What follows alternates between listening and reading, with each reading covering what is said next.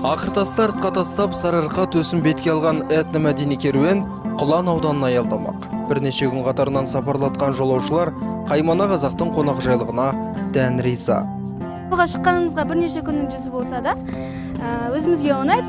Күннің ыстығына қарамастан ауыл аймаққа тоқтап, ағайындармен амандасып, ас ішіп, өте жақсы алдымыздан құшақ жайып қарсы алып, билеп, жақсы әндерін айтып, өнерлерін салып ортаға, жақсы күтіп алып жатыр, асын дәмін ұсынып, одан артық бізге не керек?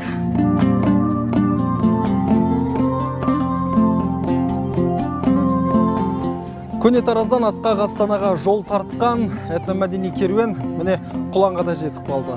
Ауылдың жиналған жұртшылығы дәл қазір ас ауқатымен, бар сән салтанатымен керуенді күтіп алуға әзір.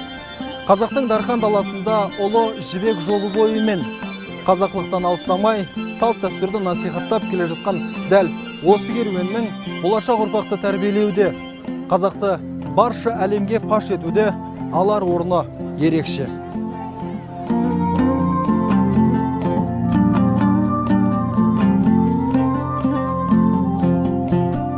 Аптап ыстықта жолдан шаршап келген қонақтарды құландықтар киіз үйлерге жайғастырып, қазақтың ұлттық тағамы еттен дәм татқызды.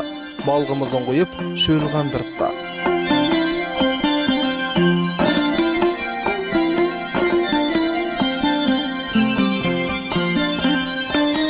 Ал Мұхаммед Хайдар Дулати атындағы Тараз мемлекеттік университетінің ұжымы мен студенттері арнайы сахналық көрініс қойып, беташар рәсімінен сыр шертті. Егілі бір келді, осы үйлегі қайнатыңа бір сәлеміміз гүл сәлем Керуеннің Құланға тоқтауы бекер емес. Тарихи деректерді сөйлетсек, Қытайдың Сюаньцзянь жол бағдарламасында және Таң әулетінің тарихында қала Цзюй Лан деп аталған. Ол туралы 8-10 ғасырларда ұлы жібек жолы бойында орналасқан қалаларда сипаттаған араб географы Әл-Мақдиси Құлан бекініс қала, онда мешіт бар деп жазған. Географиялық сөздіктің авторы Якут өзінің 13 ғасырдың 20 жылдарында құрастырған еңбегінде қаланың Түрікелінің Мауреннахр жанындағы шекарасында орналасқанын айтады. Бұл деректер Құланның ұлы жібек жолындағы маңызын көрсетеді. Біздің аудан орталығы Құлан деп аталу себебі бұл жібек жолының бойында орналасқан ежелгі Құлан қаласының орны.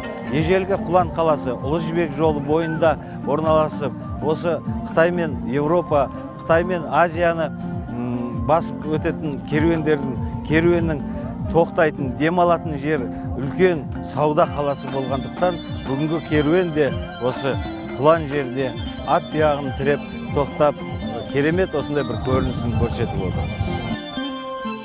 Құлан тұрғындарының қошеметіне бөленіп, тынығып алған керуен қайта жолға шықты. Олардың ендігі аялдамасы Меркі ауданы.